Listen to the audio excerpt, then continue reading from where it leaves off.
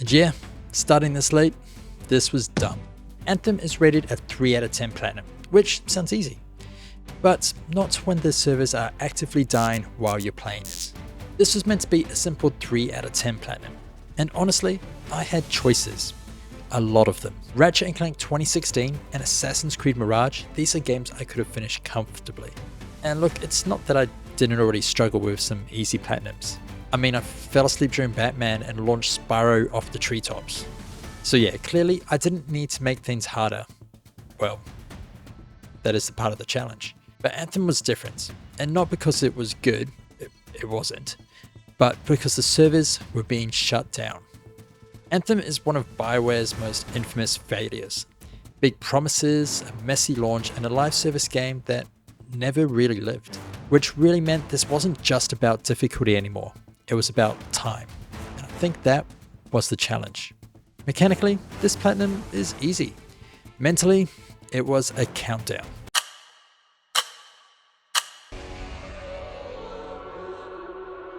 Alright, so it's December the 7th. It's pretty early in the morning.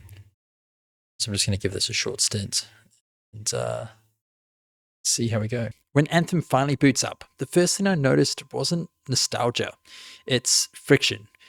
My recording mic was way too low and I completely forgot to turn on the game audio. And on top of that, EA was asking me to create an account once again. It already feels like the game doesn't want to be played. Eventually, I push through and drop into the prologue. I barely understand the movement before the first trophy pops. Early warnings. And honestly, that name couldn't have been more accurate. And then I unlock the Interceptor and everything clicks. It's fast, agile, and forgiving. And suddenly Anthem actually felt good to play. I found myself flying more than walking, chaining dashes through enemies, and honestly, I was actually enjoying myself. Not long after Incursion unlocks, I'm thinking, okay, maybe this really is easy. I'm still adjusting to flight, still figuring out menus, but the trophies are popping just for progressing. Now during that stretch, uncommon talent unlocks, and that's when I make my first big mistake. I start believing the trophy list. Now Anthem has a way of hiding its grind behind innocent wording, complete weapon challenges. It sounds harmless until you realize how many weapons there actually are. Ooh, we got some guns. I start with snipers picking off enemies from a distance until Sniper Ace pops. Right after that, I finish a key story mission and unlock finding old friends. That's when Fort Tarsus opens up properly and everything starts stacking. Now the game wants weapon challenges, faction loyalty, side stories exploration, gear rarity requirements, all at the same time. I dive into Matthias' storyline, and honestly, it was one of the more interesting parts of the game. And I finish his early arc for Arcanist Mysteries. But I can't just enjoy the story. I was constantly swapping weapons mid-mission. Heavy pistols came next, close range, messy fights, running kills, and pistol whipped unlocks. Then Yarrow's story hits. Fallen Freelancers, Regret, Legacy, and surprisingly, it lands. That wraps up with Restoring Glory, and it's one of the few moments Anthem actually slows down. But I really couldn't slow down. Bryn's Sentinel missions follow awkward conversations and all. After a few missions, it leads me to Comrades in Arms.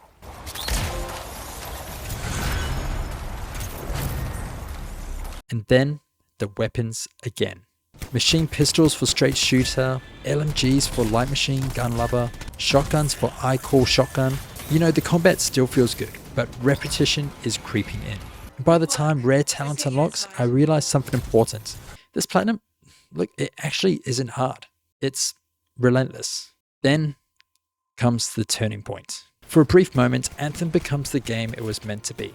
The atmosphere, the history of the javelins, the weight of the story. That run ends with the tomb of General Tarsus. And shortly after, Fortress of Dawn drops, along with Owen's betrayal.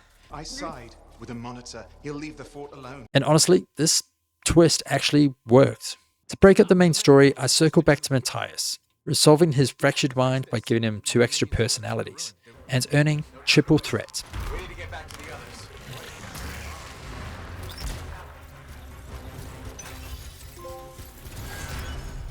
But now the game demands mastery, not just progress. I spent hours spamming abilities to finish the Interceptor gear challenges, finally unlocking gadgets galore.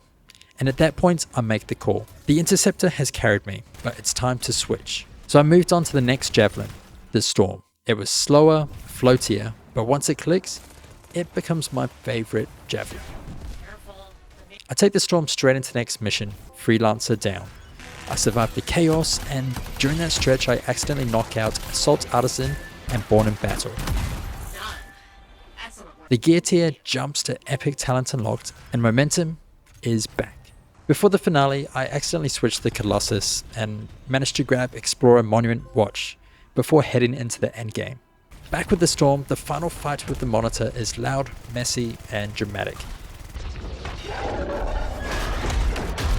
And when it ends, Return to the Heart of Rage pops. Now we'll talk.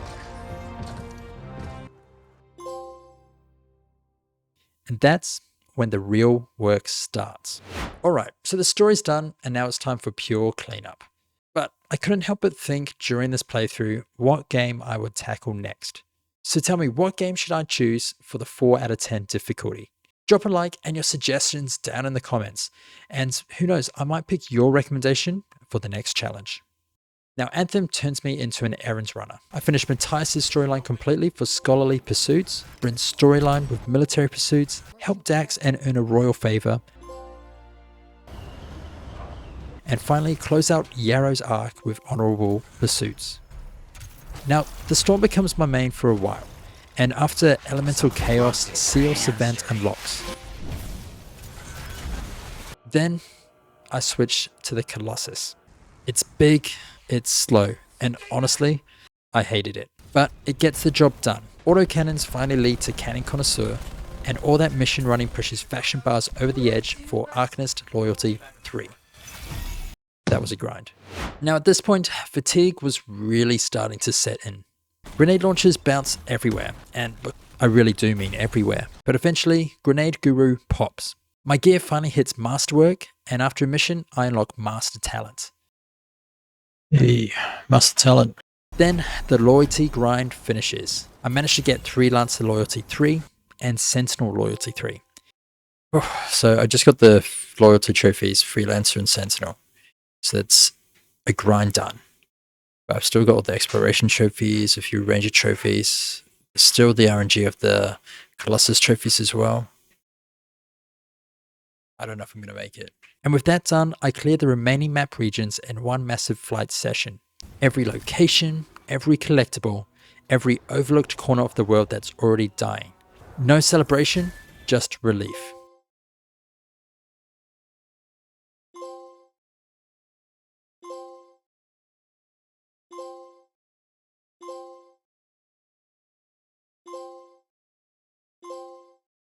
Alright, so it's 1 month in, and this is all happening between Christmas festivities, family stuff, and juggling other YouTube recording and editing in the background. After hitting level 30, I switched to the Ranger. Alright guys, so we're in it for the long haul now. 10th, Saturday, 10 o'clock, cup of joe. Now I figured I've only got 2 challenges, or 2 pieces of gear. So a quick look. Ranger, Frost Grenade, that's it, 1 each. Look, let's just get that done. Let's get that trophy sorted. So it's done. Hey, Arms Merchant. And then, no stone unturned. This is where Anthem breaks you.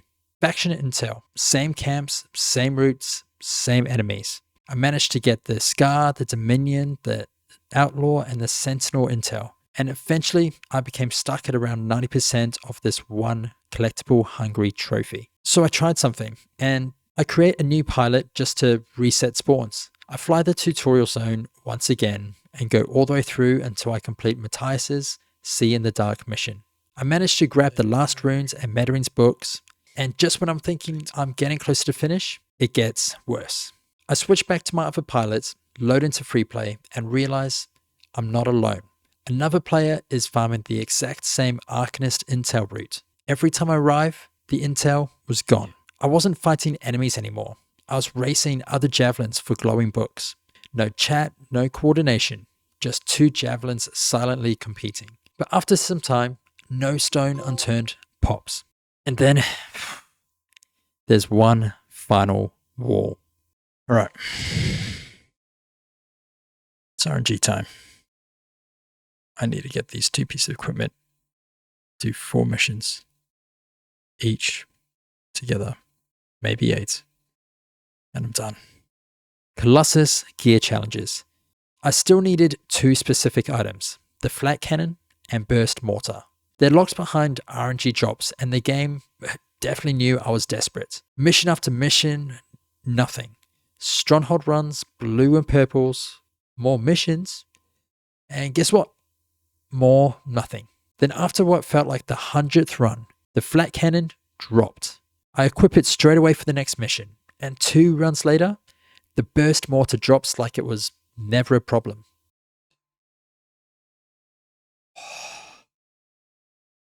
Finally. You got it. You got it. All right, let's play 4 missions. Let's get this platinum. We're going to get it. We're going to do it. We are going to do it.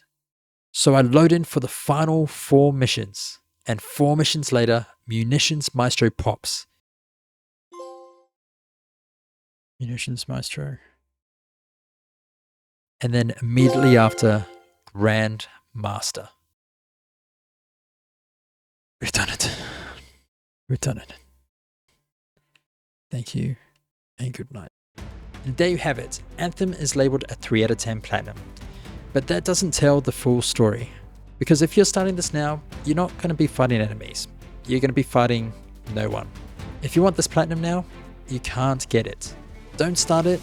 Don't bother. Just pick up the game and leave it on your shelf. This is exactly why this series exists. Difficulty ratings don't account for pressure, RNG, or shutdown clocks. Parts 1 and 2 are already up, so make sure you check them out if you want to see the rest of the journey. Because in some sense, this is still just the beginning. Until then, I'll see you in the next one.